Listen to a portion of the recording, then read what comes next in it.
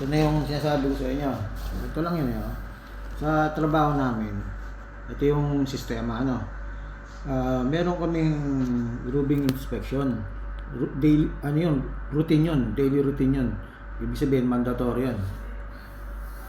Pag nag-routine kami, pag pina-check yung, ano, pag pina-check yung mga building, doon sa, ano namin, sa mismong amin, hindi yung kukunin pa lang, ito, amin, yung pinag-uusapan natin. Ganito yung sistema ng trabaho. Binigay na trabaho sa akin, ito, mag-inspection. Inspectionin ko, ano. Common sense lang eh. Pagka nag-inspection ako, buong isang building, andyan na yung para sa plumbing, electrical, tapos sa bed materials, tapos sa ano yung isa? Yung plumbing, electrical, bed materials, tsaka sa meron pang isa eh. Yung inspection sa trabaho ng ano, nagbabantay sa mga watchman. Ang trabaho sa mga watchman, sila yung nagre-report kung ano yung mga sira, yung for repairing, damages, and replacement. Sila yung nagre-report. Ngayon, pagka merong sira dyan, kailangan i-report nila kagad. Tapos kung ano yung papel na nare-receive nila galing sa mga nag-i-inspection, ano kaya sa mga maintenance, sila rin ang nagpapakita. Sinesend lang sa WhatsApp eh. Kasi communication namin nasa WhatsApp. So, pipicturean nila yung lahat sa WhatsApp. So, ako rin, ganun din. Ako yung nag-inspection ng buong building. Pag ako nag-inspection, lahat yun, simula rooftop hanggang ground floor. Lahat ng flats, lahat ng room, lahat ng toilet, lahat ng kitchen, lahat ng room, ng mga bed materials, plumbing, electrical, tsaka ng mga kung ano ng pang makikita kong diferensya, i-report yun. Meron akong form na ginagamit. Meron akong form. Nung dumating ako rito, wala pa akong nakikita ng ganong form. Ito, ginawa ko lang yung form. Kumuha na ako ng form para sa bed materials, para sa electrical, para sa plumbing. Tapos yung pangapat yung carpentry. Kasi yung carpentry sa furniture, para sa door, para sa mga karpentero, sa mga door lock, sa mga ganon. Yung carpentry, tsaka yung painting, yung mga pagpapintura, magkasama na sa report. So, sa papel na yon, lahat, isinusulat ko na dun lahat. Kung ilan ng higaan, ilan ng bed, ilan ng bedsheet, ilan ng pillow, ilan ng blanket. Lahat ng makikita ko sa loob ng kwarto na ini-issue ng company, nandun na lahat. So, kasama na doon yung inventaryo. Kasi bibilangin ko yung bed banks bibilangin ko yung higaan, kung single ba siya o double deck. Tapos yung cupboard, kung double ba siya o single cupboard, single door, bibilangin ko yun. Lahat yan binibilang. So, kasama na doon yung hindi lang pag-inspection for repairing, damages and replacement, inventaryo, andun na lahat. Diba? All in one na yung report ko. So, pag natapos yung buong building na yung inspection, ano na trabaho ng watchman? Diba? So, ang tatrabahuhin niya, yung ni-report ko. Diba? Uulitin lang nila ulit kung ano yung ni-report ko. Lahat yan na-report niya diba? So, ano gagawin dapat nung nasa kabilang departamento pagka na-forward ko na yung yung report. Pag na-forward ko na sa WhatsApp. Kasi post ko sa WhatsApp yun makikita nila sa WhatsApp. Ganito pala yun. Ganito karami ng damages. Ganito pala kadami ng inventaryo ng ganitong materials, ng ganitong bagay. Di ba nandun na lahat? Kasi kompleto na Binanggit ko na lahat. Plumbing, electrical, carpentry, tsaka bed materials, nandun na lahat. Pati yung mga equipment, yung mga washing machine, refrigerator, nandun na lahat. Kompleto na, asset number, nandun na lahat. Diba? So, ano pa hanapin mo? Bibilangin mo na lang Kukumpitin mo na lang kung ilang materials ang gagamitin, diba? Dapat ganun kung ilan ang gagamitin. Tapos ngayon, kami rin yung gumagawa ng requisition. Ibig sabihin, nag-aantay pa kami ng approval. Diba? Napakasimple. Pagkatapos mag-inspection, report, post, tapos makikita nila sa WhatsApp. Diba? Tapos, anong gagawin? Magre-request ka ngayon ng materials, dapat, diba? Kaso, ang tagal ng proseso. Ang tagal. Papa-approve, gagawa ko ng price quotation request muna. Kasi pag wala sa stocks, sa system, request ka ng price quotation request. Ibig sabihin ng price quotation request, ito yung request ka ng presyo ng materyales na kailangan mo. So, mag-i-email ka, aantayin mo yung balik kung na-aprobahan o kung magkano yung ilalagay mo. Di ba? Aantayin mo muna. So, matagal yung proseso eh. Matagal. Tapos, nung pag inantay mo, pag dumating na, tsaka mo gagawa ng, pagkatapos ng price quotation, gagawa ka na ng PR. Pero bago ka gagawa, katulad nito, step by step. Una, lalagay mo doon, humingi ako ng permission na gumawa ng email para sa price quotation. Oh, yun pa lang, ang unang-unang step. Diba? Kailangan mo munang humingi ng permission, step by step. Tapos, babalik sa iyo yun. Oh, pag na-approve, makikita mo naman doon, approve. O, di tsaka ka gagawa ng email. O, diba? Tapos tsaka may sisend. Ngayon, aantayin mo na lang yung balik ng presyo. Ngayon, pag nakita mo na may bumalik na presyo, hingi ka naman ngayon ng para gagawa ka ng PR. So, lalagay mo doon, hingi ako ng pahintulot ng permission na gumawa ng para sa PR. O, diba? Ngayon, aantayin mo uli na sumagot. O, pag sumagot, yun, tsaka mo gagawan na ng PR. Diba? So, gagawa ka na ng PR. Ngayon, kapag kakulang naman ng material, katulad nung nangyari sa atin ngayon, sa akin ngayon, item code, kulang daw ng isang materialis. Nakakapagtaka kasi kapag mali ang pag wala yung o-orderin, kailangan mo mag-request ng item code. Doon, magpapagawa ka sa IT department ng banibagong item code. So, nagpagawa ako. So, ini-imagine ko talaga, imposible na paano hindi na kompleto yung pag-order. Samantalang 2 page nga yun. Sa harap, ilalagay ko na kung ano yung produkto. Tapos lalagay ko rin yung unit price, tapos quantity, tapos ilan yung total amount, tapos item code. Lalagay ko din yung item code eh. Nilagay ko din yung item code sa harapan. Tapos siyempre, pag nagawa mo na yung katulad niya sa akin, 2 item yan. So, total mo pa yun, di ba? Tapos, pupunta ka na doon sa pangalawang page. Yung pangalawang page, doon mo na ilalagay kung anong materialis yun. Uulitin mo lang uli eh. O, di ba? Kaya nakakapagtaka. Paano sinabi na nawala? Di ba? Na hindi ko na ilagay. Diyos ko, grabe. Pag nagawa mo na yan, hihingi ka uli ng approval na gagawa ka ng ganitong materialis para sa PR. Hingi ka muna ng approval eh. Papa-aproba mo muna yun. Yan, nakakapagtaka.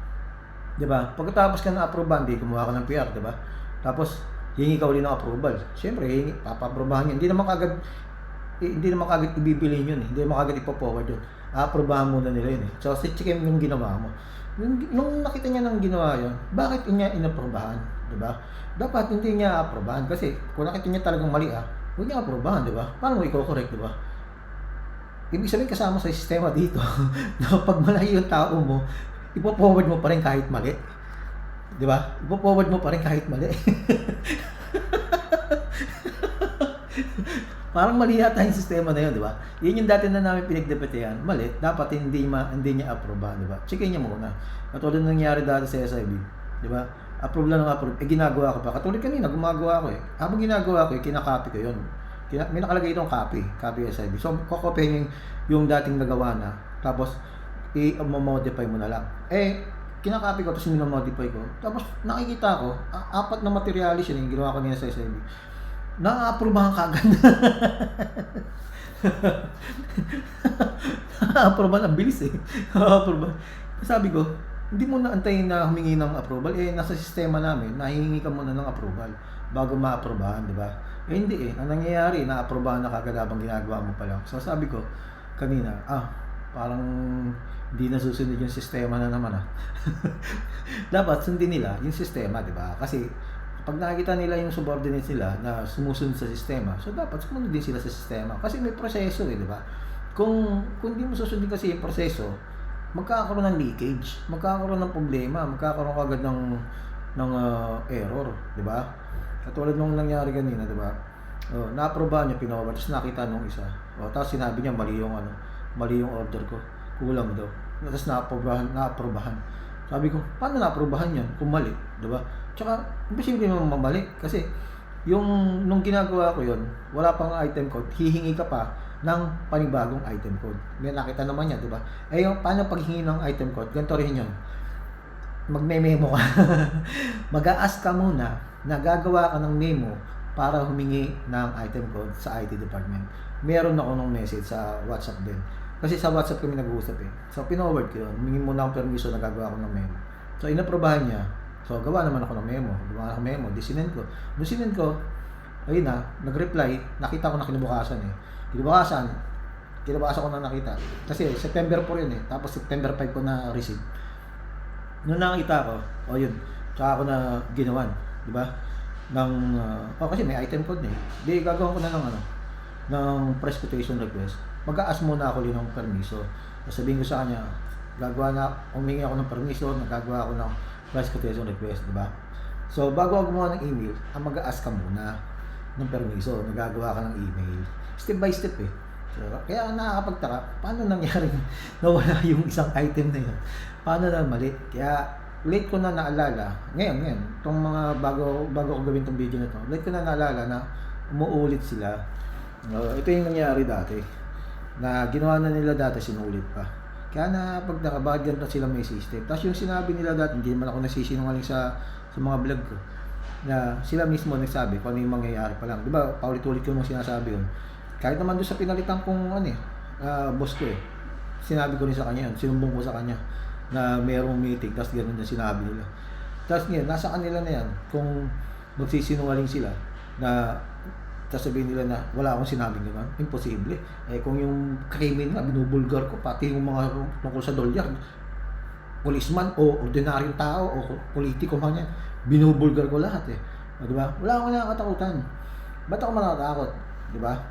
Ang tao, kapag tinotolerate niya yung masasama, ano pa mangyayari sa mundo natin? Di lahat tayo kawawa, di ba? Mangingibabaw na lang, puro masasama. Ganun lang kasimple. Kaya nga sabi ng Panginoon Diyos, sumunod ka sa batas ng Panginoon Diyos. Sundin mo kung ano yung inutos ng Panginoon Diyos. Tao ang gagawa ng sarili mong buhay. So ginagawa ko yung sarili ko ng tama, ayon sa gusto ko. Hindi sinabi ng Diyos, hindi sinabi ng kahit sino. Ito, sarili kong kilos, di ba? Ito yung sinasabi ko na kung ano yung pagkakaintindi ko sa sinabi ng Panginoon at gusto nang mangyari ng Panginoon, sinusunod ko, di ba? Hindi ko binibigay yung sarili ko na bigyan ako ng magandang buhay ng Panginoon Diyos. Ako mismo ang gagawa ng sarili kong buhay, di ba? Ito yung pinili ko. So, natupad kayo na humusga. Sumusunod ba ako sa kagustuhan ng Panginoon Diyos? Di ba? Kahit anong mangyari sa akin, kalaban ko masama eh. Kasi ilang beses din ako tinira ng masasama. Kaya hate na hate ko talaga mga masasama. Sa totoo lang. Itong mga taon, pagdating ko rito, mga nagsalitaan yung mga yan, kung ano yung mga mangyayari. Tapos kung ano yung mga gagawin nila. Isipin mo, no? Mababa yung pwesto ko eh.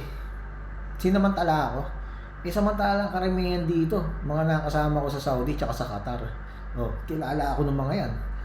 Tapos nagsalita sa akin yung mga yan, kung sino yung mga siraulo rito. Kaya yung mga na-terminate, yung mga karamihan sa mga na-terminate, yan yung mga nagsalita sa akin. Tsaka yan yung mga nagsabi ng kung ano yung gagawin, kung ano yung mga mangyayari. Tapos ngayon, nagsalita rin din itong mataas. Sinabi niya na, aalisin natin yung doon. Siya rin yung nagsalita eh. Aminin ko na sa inyo. Siraulo lang yung magta-translate nito sa kanya. Kasi lalabas na siya yung konsentidor netong mga to, di ba? Sipin mo, no? Manipulasyon. Nagsasalita sila kung ano yung mangyayari pa lang. Tapos makikita ko nagkakatotoo. Samantalang sila yung mataas eh. Tapos sila yung nagsasabi kung ano yung mangyayari pa lang. Sino nagmamanipulasyon siya sa mga tao na yan? Hindi sila rin, di ba? Sila rin. Ano tawag doon? Pwede rin mangyari yun. Prime up tawag sa ganun. Diba? Hindi ginagawa ng tao, pipilitin mong mangyari yun.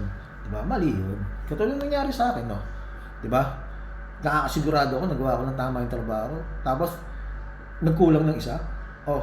Sino ba may higher password? Sino ba huling pwedeng mag-access ng sistema na yun? Ako ba? Hindi. Yung pinakamataas, siya yung nag-approve. Siya lang yung pwede mag-modify. Diba? Ganun lang kasimple. Common sense lang eh. POS, hindi iba sa atin ng POS. Computer, hindi iba sa atin ng computer. Dati na tayong naging POS eh. Diba? Kaya sabi ko nga rito eh, nung dati, ang baba ng tingin sa Pinoy. Kaya pala hindi ako nagtataka, 10 lang yung Pinoy dito. Isip mo, 10 lang ang Pinoy dito sa kumpanya na to. 10 lang. Tapos ngayon, 8 na lang kami. Diba? Ang baba ng tingin sa Pinoy, diba? Ang liit. Hindi sila kumukuha ng maraming Pinoy, diba? Ano ibig sabihin nun? di ba? Hate nila yung Pinoy. Hindi sila kumukuha ng Pinoy. Di ba? Kalokohan no? Oo. Kasi, ang nakita ko rito, sinisira yung reputasyon. Katulad yan, naipost ako doon sa group. Sinira yung reputasyon ko mali daw ako. Hindi ko matanggap talaga yun. Nakalimutan yata na umuulit niya yan. Oo. Pangalawang beses lang yun Tsaka nakalimutan yata niya na sinabi niya na ako yung gagamitin. Ginanon nila ako dito. Prangka akong magsalita, wala akong itatago rito kasi ako yung nabiktima dito dati. Galing na kami dito dati. Di ba? Ang sumundo pa sa akin dito, yung mismong yung boss ko rin doon sa Pilipinas. Yan din yung mga boss ko dito sa ibang bansa. Kaya hindi na ako magtataka. Ayaw nilang maniwala sa akin na sinasabihan ko sila na merong bad spirit na pumapasok sa loob tapos nagbabago ng isip tapos inaangkin nila tapos pinapasunod sila. Hindi sila naniniwala sa ganun. Samantalang yan yung mga nakita ko. Tsaka sila, nakasama ko sila sa Saudi. Yung mga nandito, galing to ng Saudi, galing to ng Qatar. Kaya kilala ko yun. Yung nangyari sa akin doon sa Saudi, na nawalan ako ng isip, tapos yung may spirit na pumasok sa akin, yung kinukwento ko rin doon sa Facebook, nandito Yung binanggit na tinukoy nilang tumira, nandito. Kaya hindi na ako magtataka. Kasi nung inihimay-himay ko, inisip ko maigi yung nangyari doon sa Saudi, doon ko nakikita na nga, nandito nga yung mga tao na nakita ko doon. Tsaka nung panahon na nangyari yun, yung kaguluhan yun sa Saudi, sila yung nandun. Paano hindi ko paniniwalaan? Totoo, sila yun Tsaka nakita ko sila ulit. Diba? Ngayon, aantayin pa ba natin Mr. T na maulit-uli yung nangyari dati na tungkol doon sa may washing machine na mayroong pera sa ilalim. Kaya nag-aantay muna tayo ng kaguluhan bago mangyari. Yun nga, hindi pa nauulit dito di ba? Hindi pa nauulit. Nangyari na yung dati dito, di ba? Pero nung dumating ako, alam ng iba alam nung ibang lahi. Yung ibang lahi nagsalita Alam nila yung tungkol doon sa washing machine tsaka yung nangyari dyan sa gulo sa establishment dyan sa labas. Diba? Kaya ako, dumating ako rito, asset ako. Pinapunta rin ako doon, galing din ako ng Saudi. Ako yung pinadala rito. Ako rin yung pinaobserbahan kung ano yung nangyayari dito. Sinabi ko lang lahat yan doon sa area manager sa Saudi. Kasi siya yung nag-utos siya yung nakipag-usap Tapos yung pangalawa nakipag-usap, yung isang pinaka-operation, yung isang pinakamataas. Yun lang. Ako sa akin, hindi ko tinitingnan hindi ako humihingi ng kahit na kasi para sa akin, mas maganda yung tumulong ka ng taos puso, yung walang kapalit. Diba? Dito nga pipilitan akong bigyan ng overtime. Sabi ko, wag mo na akong bigyan ng overtime. Gagawin ko na lang yung kung ano yung tama. Basta kikilos lang ako. Hindi ko naman kinukuha. Kaya nga, pinipilitan ako na sundin ko daw siya. Kaya kinuha ko na. Binigyan ako ng warning letter. Hindi ka pa ba susunod? Binigyan ako ng final warning. Hindi ka pa ba susunod? Hindi, sumunod na ako, di ba? Kasi hindi ko kinukuha yung overtime Nahayaan ko lang. Kasi para sa akin, nagsalita kasi yung isang mataas, sabi, pag supervisor ka na, walang overtime. Kumano sa akin di sinunod ko yun, di ba? Kapag na-extend ako, walang overtime, di ba? Kailan ba nangyari yun? Kailan ba nagbukas yung camp 3? Nung panahon na yun, nung nag-inspection sila, kasama ko sila.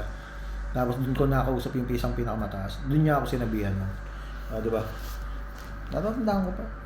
Tao kausap Tsaka meron ako isang salita. Hindi lang masasabi ko. Yan, ikwento ko na kung yung balikan natin yung sistema ng trabaho ng watchman. Ito lang yung gagawin ng watchman Yung mga nire-report niya, na-check ko na yan kasi ako, pang check ako, buong building. So, yung nire-report niya, na-report ko na. Lahat ng mga sira dyan. Tapos, ang gagawin na lang, yung sistema ng pag-order, kung paano mangyayari. Matagal yung proseso nila, hindi kagad na-aprobahan diba? Doon kami nagtataka, bakit ang tagal. Tulad ngayon, hanapin ko yung, bago nagbakasyon yung electrician ko, kinumpleto na namin, binilang na namin kung ilan ang kailangang order. Tapos ngayon lang lumabas yung SID, ngayon lang lumabas yung approval ngayon lang natapos, pipick upin na lang yan next week. Mabilis ba o matagal? Matagal, nakapagbakasyon na yung mataas yung nagsabi na gawa na kagad ng order diba? Tapos tsaka nung bumalik siya, tsaka lang nagkaroon ng tsaka lang may pagpapatuloy. Pero actually, nung sinasabi yun nung isang mataas, sinabi niya na pagbalik na ng electrician kasi siya yung nakakaalam kung paano i-distribute kasi siya yung nag-inspection eh. Kasama ako nag-inspection pero siya yung electrician, siya yung mismo magkakabit katulad ng mga lamp holder, sun mismo. Binigyan lang niya sa akin yung order eh. Pero nung nag-inspection ako, binilang ko kung ilan yung mga walang ilaw tsaka yung holder. Sa kanya yung sa kanya yung kabuuan ng order. So, ang checking ko doon, yung sa akin, hindi yung sa kanya. Nung chinik ko yung sa akin, pareho lang naman din, nagtugma rin naman. Tapos sinabi rin naman kasi nauna na siyang nag-ask ng permiso. Yun yung ginawa ko. Di ba? Pareho lang naman eh. Kung ano yung bilang niya, hindi naman ang bilang ko. Yung sa akin niya, binawasan ko yung kailangan doon sa kabila kasi nung bago ako nag-utos na bilangin kung ilan ang kailangan, nagbigay na kami doon. Ilang beses na kami nakapagbigay. Bago lang yung building na yun. Bago namin ilipat yung mga tao, kinumpleto na yung building na yun. Doon nga kami nagtataka kung anong ginagawa ng mga bantay, di ba? Ako, ayaw mag-isip ng masama na tinatanggal tapos binibenta ulit. Di ba? No? Kasi sa totoo lang, lahat ng gamit, consumption na eh. Consumption na. Di ba? Wala silang nung dumating kami rito nung nakarang taon, wala namang inventaryo. Asa na inventaryo? Di ba? Ako na lang yung nagpursige magkaroon ng inventaryo eh. Tapos tuturuan ko pa yung mga tao sa mga bawat building. Tuturuan ko pa yung mga bantay kung paano yung pag-inventaryo. Di ba? Sakit sa ulo.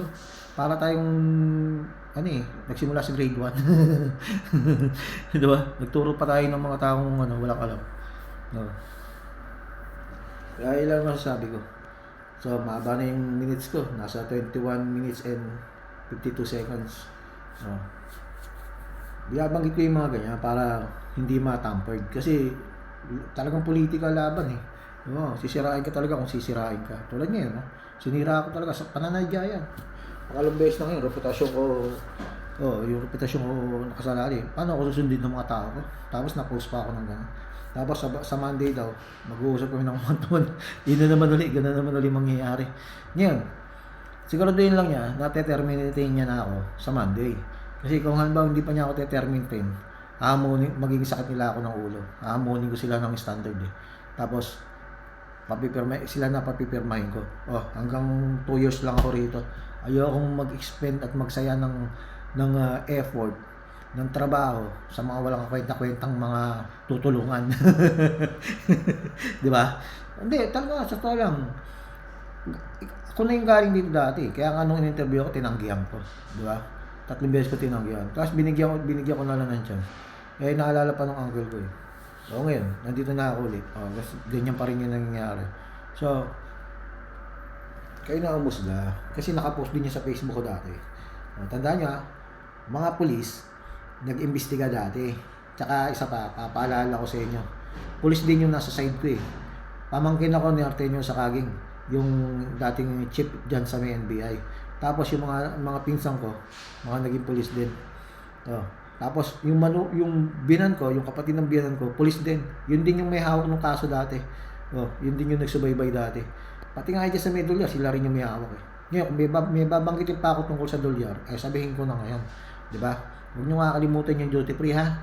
Yung duty free. Kasi yun mismo yung pulis na yun na nagsabi sa akin na sila yung nandun. Nakita ko nga siya. Siya rin yung nasa naiyan nun eh. Naintindihan nyo? Hindi pa namin nakakalimutan yung tungkol sa dolyar. Para sabihin ko sa inyo. Marami pa yan. Ngayon, dahil sa papatayin ako, nakaready na ako eh. Kasi feeling ko, di ba binanggit ko na kanina sa unang video? Final Anong tawag doon? Final event. Final event, di ba? So, pagkaganto yung labanan, pag may bulgaran, tayo dito? Dead or alive. Di ba? Hindi kami natatakot kung ano mangyayari sa amin. Mamatay man kami o hindi, naranasan na namin patayin kami, alam na namin yun. Ready na kami sa ganyan. Kaya, bakbakan na tayo. Yung susunod na video, tungkol na sa dolyar babanggitin ko mga pangalan nyo, yung eksaktong nangyari, tsaka yung taon. Tsaka yung mga camera, CCTV camera kung kailang ginamit. Babanggitin ko, naintindihan nyo? So, wala akong sisiluhin kahit sino sa inyo Tandaan nyo, tao ang gagawa ng buhay niya. Kaya kung kayo, naging kriminal, naging masama, kayo ang gumawa ng buhay ninyo. Tandaan nyo yan.